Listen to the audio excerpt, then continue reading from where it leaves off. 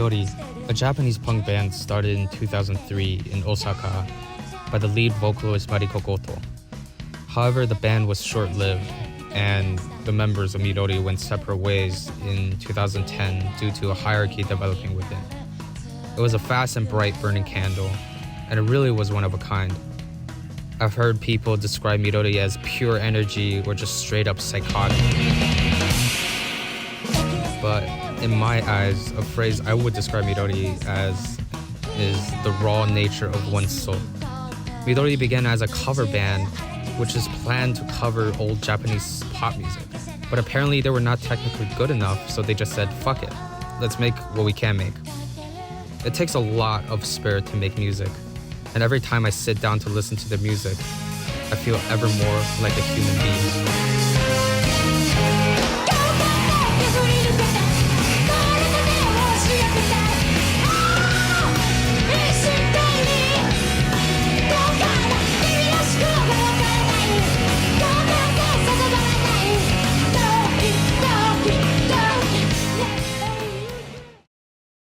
I'll be mainly focusing on talking about the vocalist, Mariko Goto.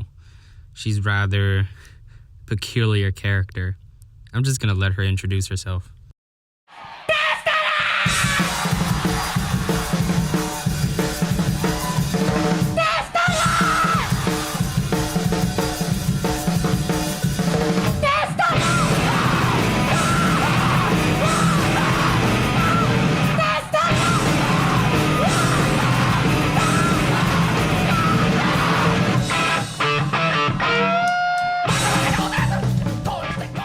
Even though she was blessed with a pretty face, Mariko Goto does not care one bit about her appearance.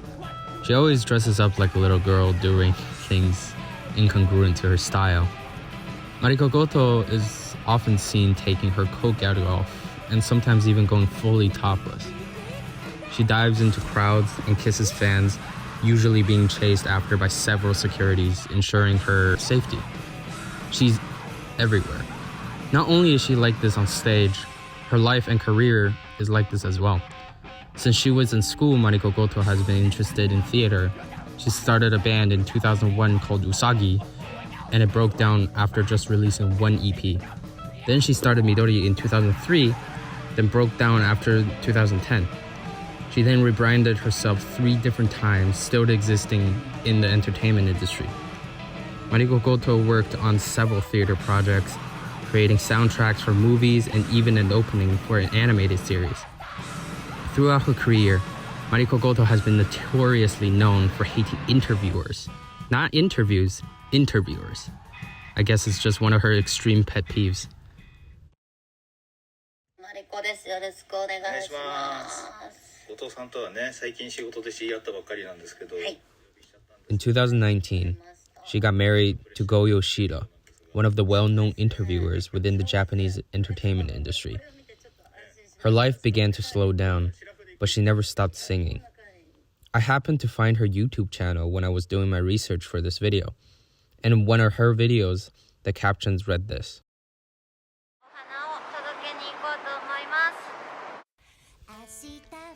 When I thought about shooting a music video for this song, the face of a friend I haven't seen in years popped in my mind.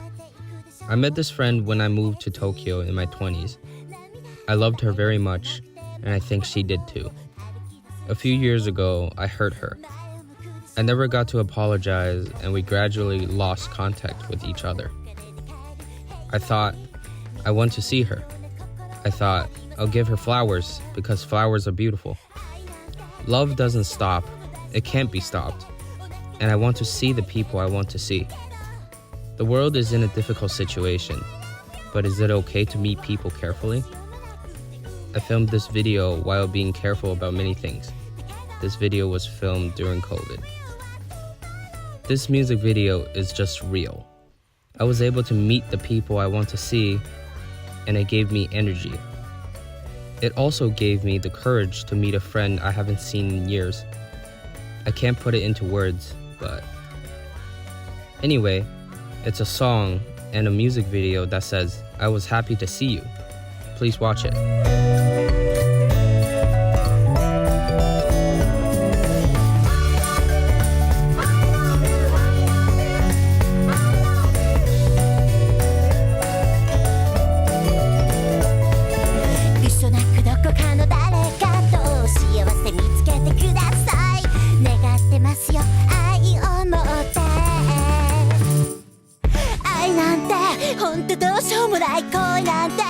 口じゃわからないけど I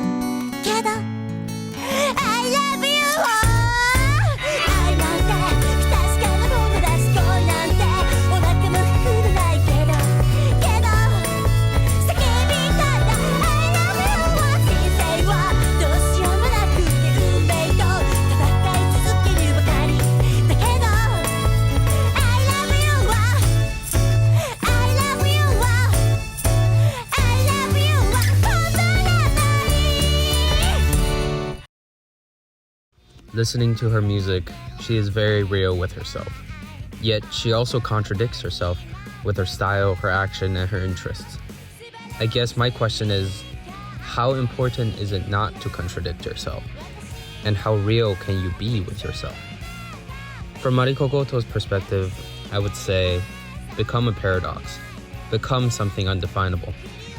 In the beginning of writing the script, I thought these two questions were contradictory. But as I wrote, I realized that these two are actually complements to each other.